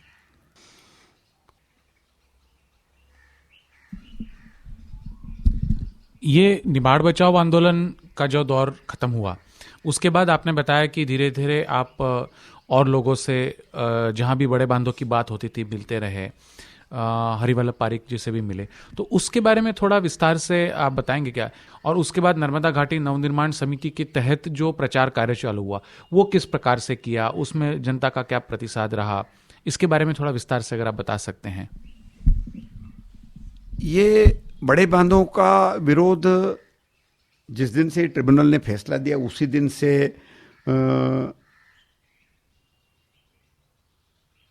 होने लगा था, और जो काफ़ी इसके ऊपर विचार करने वाले लोग होते थे वो अपने विचार से इस पर सोच विचार करने के लिए इकट्ठे होते रहते थे। ये बातें कई बार अखबारों में पढ़ने को मिलती रहती थी। इस दौरान आदरणीय काशीनाथ जी से एक बार भेंट हुई।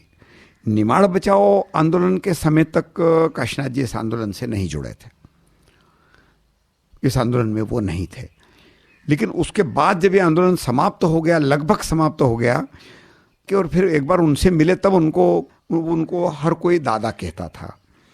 तो मैंने भी उनको कहा, दादा आपका व्यापक परिचय है और आपकी बात को लोग बहुत विश्वास के साथ सुनकर उसको मानने के लिए पूरा प्रयत्न करते हैं, तो आप हमारी मदद करिए। ये आंदोलन तो समाप्त हो गया है। हरिवल्लभ भाई का जो एड्रेस मिला वो मेरे को उन्हीं से मिला, मैंने काशीनाथ जी से ही मिला। और उनसे पहली भेंट मेरी अहमदाबाद में हुई थी। अहमदाबाद में भेंट हुई और उसके बाद में फिर रंगपुर भी गए, 1-2 बार गए। उन्होंने हमको बताया कि भाई ये हमारे आश्रम के पास में एक हरण नदी बहती है, इस पर भी बड़ा डैम बनने वाला था, लेकिन हमने हमारे सोर्स से, हमारे आंदोलन से किसी भी प्रकार हमने उसको रुकवाया है। तो हम उनकी बात से प्रभावित हुए और फिर उनको कहा कि आप यहाँ एक सेमिनार के रूप में, जैसे आप जगह जगह जाते हैं, आप यहीं कर लें, हमारे क्षेत्र के हम काफ़ी लोगों को लेकर आएंगे। तो मुझे याद है शायद कि अंबाराम जी भी उस सेमिनार में थे। कुक्षी से हीराचंद जी जैन वकील साहब थे, नहीं रंगपुर में। तो फिर वहाँ पर जब ये बात पूरी तत्परता से चली तब आप बता रहे थे आप 3-4 लोग थे, वो अंबाराम जी। हाँ, हीराचंद जी वकील साहब थे, एक ये बाबू सिंह जी अलावा भी थे, और हम लोग हीराचंद जी वकील साहब की कार से ही गए थे वहाँ पर। 3 दिन रहे वहाँ, 3 रोज तक बराबर सतत उन्होंने सारी व्यवस्था की थी। बाहर के भी काफ़ी लोग थे उसमें। अब वो कुछ साउथ इंडियन भी थे, अब वो कौन थे मैं तो भूल रहा हूँ, और जो हिंदी नहीं बोल पाते थे। पर उन्होंने अंग्रेजी में अपनी सब बातें जो रखी वो यही रखी कि बड़े बांधों से होने वाला नुकसान व्यापक होता है, उसके लाभ कम होते हैं। इसी बिंदु पर वहाँ ये बात चली। और उसी बात से प्रेरणा लेकर हमने कहा कि साहब अपन कोटेश्वर में रख ले। तो कोटेश्वर में ये सब लोग थे, हरिवल्लभ भाई भी थे, हरिवल्लभ भाई के साथ में उनकी पूरी टीम थी, 5-7 लोग थे वो आए, दादा भी थे, मांडलिक जी थे, क्योंकि फिर इनका समर्थन ज़्यादा मिलने लगा मेरे को, इनका परिचय बहुत व्यापक था काशीनाथ जी का। तो फिर यहाँ रखा और यहाँ हमने कहा कि भाई बड़े बांधों से नुकसान है तो छोटे बांध से जो फायदा है वो हम क्यों नहीं लें। वो मेरे ख्याल से 84 की बात होना चाहिए, हाँ 84। 3 दिन रहे वहाँ, काफ़ी अच्छा, मतलब सबकी व्यवस्था अच्छी थी, नर्मदा का किनारा था, अच्छी जगह थी, भोजन वगैरह ये वो सब वहाँ हम हमारा अलग बना लेते थे, गांव की टीम पूरी थी हमारे साथ। तो वहाँ ये तय हुआ कि भाई बांध बनना चाहिए लेकिन कम हाइट का बने, इसीलिए फिर उस आंदोलन को जो नया रूप हम देने जा रहे थे उसको नाम दिया नर्मदा घाटी नव निर्माण समिति। और फिर बात आगे बढ़ती गई, हरसूद गए, हरसूद में हमने ये नर्मदा घाटी नव निर्माण समिति की ओर से वहाँ पर मीटिंगें ली, वहाँ लोगों को इकट्ठे करे, वहाँ लोगों को समझाया, क्योंकि वो पुनः समय डूब में जा रहे थे, उसकी भी हाइट कम करने की हमारी मांग थी कि हरसूद जैसा शहर डूब रहा है। वहाँ तक गए, मैं था, मांडलिक जी थे, काशीनाथ जी थे, कि आंदोलन 1980 में समाप्त हो गया था। और फिर ये नर्मदा घाटी नवनिर्माण समिति के माध्यम से हम वापस पुनः जनता के बीच में जाकर उस आंदोलन को वापस जीवित किया। तो वो इसी रूप में हुआ कि हम लोगों ने कोटेश्वर में बैठकर जब ये बात की कि ये आंदोलन वापस जीवित होना चाहिए तभी हम हमारे लिए कुछ कर सकेंगे, तो ये बात निश्चित थी कि निसरपुर गांव की 100 आदमी 200 आदमी की टीम मेरे साथ थी। और ये समिति बनने के बाद हरिवल्लभ भाई ने बहुत हमको जोश भर दिया था उस दिन। हरिवल्लभ भाई ने खुद अपनी तरफ से भी उस समिति को डोनेशन नगद दिया, हमको 500 रुपये दिए। तो एक स्वाभाविक हमारे मन में कि एक बाहर गांव का आदमी जो गुजरात का रहने वाला है, गुजरात के कारण हम डूब रहे हैं और वो हमारे समर्थन में आकर हमको जोश भर रहा है, तो अपन ने आगे आना चाहिए। तो फिर हम लोगों ने एक टीम बनाई। मेरे पास गाड़ी थी उस समय, कार थी फिएट, तो उसको लेकर गांव-गांव फिर हमने वापस घूमना शुरू किया। मांडलिक जी निश्चित रूप से मेरे साथ रहते थे, और एक जोशी जी थे, हाँ वहीं टवलई आश्रम में, उनका पूरा नाम तो मैं याद नहीं आ रहा है मुझे, मांगीलाल जी, और एक अंजड़ के सूरजमल जी लुंकड़। ये हम 4 लोगों ने अपना पूरा समय फिर इस आंदोलन को देना शुरू किया और हमने ये तय किया कि अब गांव-गांव जाकर इस आंदोलन को वापस जीवित करेंगे, जागृत करेंगे और उनको ये कहेंगे कि भाई नए सिरे से ये बात चल पड़ी है और अपन इसकी हाइट कम करने की अब बात कम कर रहे हैं और इसमें अपने को सफलता मिलेगी, इसलिए आप हमारा साथ दीजिए। तो फिर हम घर घर जाने लगे, गाँव-गाँव जाने लगे और लोगों में बात तो थी, उनको इस बात का दुख तो था कि इतना अच्छा आंदोलन एक ही दिन में फिस हो गया था। तो कि जैसे हमने शुरुआत की हमको इतना बढ़िया रिस्पांस मिला कि गांव-गांव में फिर टीमें खड़ी हो गई और अगर हमको 10,000 आदमी की जरूरत लगी तो 10,000 आदमी इकट्ठे हो गए।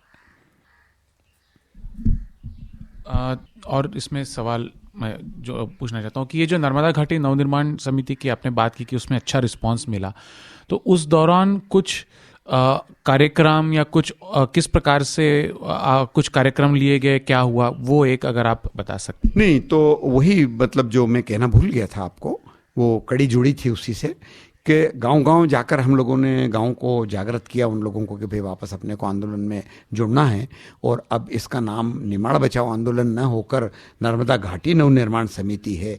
इस नाम से ये एक बड़ी खुशी की बात थी कि जिस गाँव में भी जाओ सारा गाँव इकट्ठा हो जाता था कि बांध के विषय में कोई बात करने आया है, मतलब पूरा गांव इकट्ठा। तो उनको इस रूप में हम समझाते थे और फिर बड़े बड़े लोगों को जोड़ा, जैसे जो चीफ इंजीनियर के आर.एल. गुप्ता, दादा के बेटे का अनिल जी त्रिवेदी, और भी काफ़ी लोग, अब मैं नाम उनके काफ़ी भूल रहा हूँ, बहुत बाहर से काफ़ी लोग आते थे साहब, कि उनकी आज आम सभा अंजड़ में रखी है, उनकी आम सभा आज बड़वानी में रखी है, उनकी आम सभा आज निसरपुर में रखी है, उनकी आम सभा आज मनावर में रखी है। तो इस प्रकार के कार्यक्रम रोज़ हम करते रहते थे और जनता को सारी बातें जो अंदर की बाहर की, उसके क्या लाभ हैं क्या हानि है, ये सब बातें आम सभा के माध्यम से समझाते थे, क्योंकि घर घर तो जाना संभव नहीं था। और जिस गांव में एक खबर होती थी कि भाई आज फला जगह आम सभा और आपको आना है, तो अच्छा रिस्पांस मिलता था, बहुत लोग आते थे। इस रूप में उनके सामने बात गई और फिर धीरे धीरे उनकी जागृति ऐसी बढ़ी कि आज हमको एक रैली निकालना है, बड़वानी से स्टार्ट करेंगे और पूरे दिन में घूम के यहाँ से खलगाट, धर्मपुरी, मनावर होकर वापस बड़वानी आएंगे, तो हजारों लोग इकट्ठे हो जाते थे, अपने खर्चे से अपने ट्रैक्टर लेकर आ जाते थे। आपने कहा था कि आप हरसूद भी गए थे, ये नर्मदा घाटी नवनिर्माण समिति, कौन कौन गए थे और वहां क्या बात हुई और वहां फिर कुछ गतिविधि बढ़ी क्या, और वहां से भी कोई यात्रा या कुछ ऐसा आयोजन हुआ था क्या? नर्मदा घाटी नवनिर्माण समिति ने अपना कार्यक्षेत्र शुरू में तो सरदार सरोवर से प्रभावित होने वाले लोगों के लिए रखा था, पर जब हमको यहाँ लगा कि यहाँ के लोग काफ़ी जागृत हो गए हैं, जब कभी भी अपन बुलाते हैं इकट्ठे होते हैं, जिस रूप में बुलाते हैं उस रूप में आते हैं, धरने के लिए बुलाएं तो धरने के लिए भी आते हैं, तो फिर हमारा ध्यान इस बात पर गया कि पुनासा डैम तो सरदार सरोवर से ज़्यादा तबाही फैलाएगा, तो वहाँ भी अपन ने जाना चाहिए। तो हम सबसे पहले हरसूद गए। हरसूद में एक लक्ष्मी नारायण जी खंडेलवाल बस सर्विस के नाम से उनकी बस हैं, मेरे परिचित थे वो, तो काफ़ी मतलब थे तो उम्र वाले आदमी वो, लेकिन बड़े सक्रिय थे। उनके 4 लड़के हैं और काफ़ी बहुत अच्छे रूप में वो हमसे जुड़े। मीटिंगें ली हमने वहाँ 2-3-4 बार हम गए, काफ़ी उनको भी अच्छा लगता था, हमको भी अच्छा लगता था। 100 आदमी 200 आदमी इकट्ठे होते थे, रात को पहुँच जाएं, सुबह जल्दी से फिर दिन भर मीटिंग चलती रहती थी, खाना भी वहीं बनता था। और हरसूद में अच्छा रिस्पांस मिला, हरसूद के लोगों ने काफ़ी सहयोग करा। हरसूद में तो फिर बहुत बड़ी रैलियाँ भी हुई और छोटी सी मीटिंग के लिए भी अगर जाते थे तो 200-400 आदमी से तो कम कभी होते ही नहीं थे, और 4-4, 6-6 घंटे मीटिंग चलती थी। बराबर वो खाना भी वहाँ बनाते थे, खाना सब वहीं खाते थे, भले वो दाल रोटी चावल खाएं लेकिन साथ में बैठकर सभी खाते थे, और बहुत अच्छी गतिविधियाँ वहाँ चली। पर अब उसके बाद में वहाँ क्या हुआ फिर वो छूट गया। काशीनाथ जी, आपने कहा कि उनका प्रभाव था और आपने उनका संपर्क करना जरूरी समझा, क्यों, और उनके जुड़ने से और टोला आश्रम का ये रोल कितना रहा है वापस ये गतिविधि चलाने में? काशीनाथ जी त्रिवेदी की एक सच्चे गांधीवादी समर्पित आदमी के रूप में पहचान थी। शायद आपको मालूम हो या न हो, काशीनाथ जी त्रिवेदी जब भारत आज़ाद हुआ और पहला मध्य भारत का मंत्रिमंडल बना, उसके मुख्यमंत्री थे लीलाधर जी जोशी, और काशीनाथ जी त्रिवेदी बड़वानी से जीतकर विधायक बनकर गए थे और ये उनके मंत्रिमंडल में मंत्री थे। काशीनाथ जी, पता आपको, ये मिनिस्टर थे। उस समय में राजधानी ग्वालियर हुआ करती थी, लेकिन गर्मी में ग्वालियर में गर्मी ज़्यादा गिरने से गर्मी के दिनों में राजधानी इंदौर आ जाती थी, तो सारे मिनिस्टर भी इंदौर आ जाते थे। मानपुर गांव एक ऐसा गांव है कि वहाँ पर मिडिल स्कूल नहीं थी। मंत्री लोग गर्मी के टाइम इंदौर में आए हुए थे। ये घटना मैं केवल आपको इसलिए सुना रहा हूँ कि काशीनाथ जी का क्या प्रभाव था, उनका प्रभाव किस कारण से था, इसलिए मैं ये घटना आपको सुना रहा हूँ। मानपुर के लोग उनके पास गए, शिक्षा मंत्री थे ये, इनको कहा कि साहब हमारे यहाँ बच्चों की स्ट्रेंथ इतनी है और 5वीं तक स्कूल है, मिडिल स्कूल होना चाहिए। उन्होंने पूरा परीक्षण करवाया और स्वीकृति दे दी मिडिल स्कूल की। मिडिल स्कूल मतलब स्कूल जब खुलने का समय आया जून महीने में, तो गांव के लोगों ने देखा कि यार मंत्री जी ने अपने को अनुमति दी है और ये मिडिल स्कूल का आज से उद्घाटन हो रहा है, तो क्यों नहीं अपन मंत्री जी को ही ले आए। तो वो लोग गए, परिचित लोग थे, कांग्रेस के कोई लोग होंगे, बड़े बड़े लोग होंगे, अन्यथा तो उस जमाने में ऐसा कुछ होता नहीं था। पर पता नहीं क्यों दादा ने स्वीकृति दे दी कि अच्छा ठीक है मैं आऊँगा। उस जमाने में ये छोटी मोटी कारें तो होती नहीं थी भारत में कोई कार नहीं बनती थी, न एम्बेसडर थी न फिएट थी। वो बड़ी बड़ी ओल्ड्स मोबाइल और ब्यूक और वो ऐसी बड़ी बड़ी कारें हुआ करती थी। उस गाड़ी में माननीय मंत्री जी मानपुर आए। मानपुर में जैसे ही मतलब बस स्टैंड के वहाँ गाड़ी पहुँची तो लोग एकदम माला लेकर दौड़े, तो तो दौड़ने वालों की भीड़ ज़्यादा इकट्ठी हो गई। तो दादा ने कहा क्या हो गया यार, तो गाड़ी में से उतरते वापस गाड़ी में बैठ गए। एक जन सज्जन पास में आए, तो क्यों भाई क्या बात है भाई, भगदड़ क्यों मची? अरे बोले दादा वो आप आए तो आपको माला पहनाने के लिए लोग दौड़ पड़े। वहाँ कुछ नहीं बोले। उनका ठीक, आप लोग रुकिए, मैं डाक बंगले से आता हूँ। सीधी गाड़ी डाक बंगले पे गई।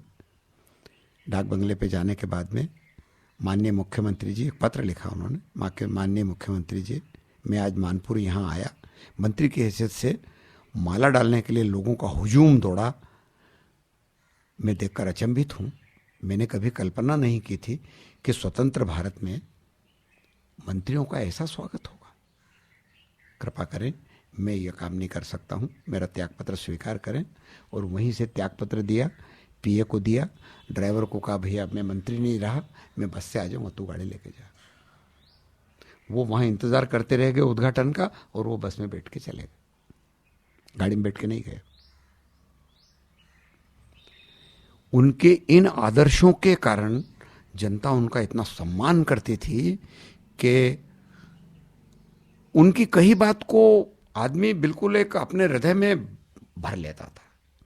इसलिए जब हमको लगा कि दादा हमारे साथ हो गए हैं, तो हमारा उत्साह 100 गुना बढ़ गया कि दादा के कारण हम जहां जाएंगे वहां भीड़ इकट्ठी होगी। और वो होता था। ये घटना मैंने इसलिए आपको सुनाई, और इसलिए दादा के जुड़ने के बाद में हमारे आंदोलन को व्यापक रूप मिला। अब तो अनिल जी से जुड़े हैं, जाते हैं, आपने कभी मार्क किया होगा, अनिल जी आज भी काला कोट जो पहनते हैं, उसके अंदर जो शर्ट पहनते हैं, पेंट पहनते हैं, वो खादी की होती है।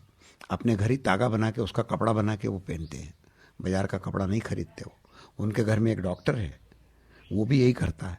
एक पीडब्ल्यूडी में चीफ इंजीनियर है, वो भी यही करता है। इतना आदर्शवादी परिवार है वो, और उनके इन्हीं आदर्शों के, उनके इन्हीं विचारों के कारण लोग उनका बहुत सम्मान करते थे, और उसको हमने बढ़ाया। इसलिए हमने उनका ये बात, जहाँ कहीं प्रमुख सभाएं होती थी कि जहाँ व्यापक जन समर्थन प्राप्त करने के लिए कोई बात बोलने की या किसी पर प्रभाव डालने की बात होती थी, तो दादा जरूर आते थे, वो वहाँ बैठते थे।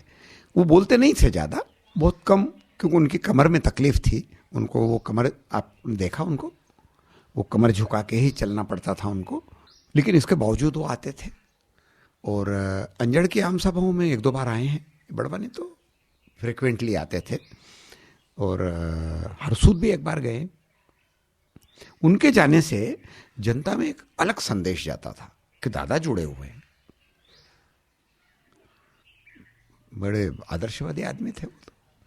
उनके घर कोई भी गया तो जाते ही सबसे पहले तो वो कंकु का लगाकर उसका स्वागत अपने घर में करते थे। आप कभी गए उनके घर? हाँ, आपने देखा होगा। हाँ, तो इतने आदर्शवादी आदमी थे वो, और उनके सामने कोई ऐसी वैसी बात बोलने की हिम्मत ही नहीं कर सकता था। दादा है ना, दादा ही थे वो। मैं आज भी सम्मान करता हूँ उनका नाम आता तो सिर झुकता है मेरा। ऐसे लोगों के साथ रहकर जो भी कुछ किया, मैं तो क्या था, आज भी क्या हूँ, मैं तो कुछ नहीं हूँ।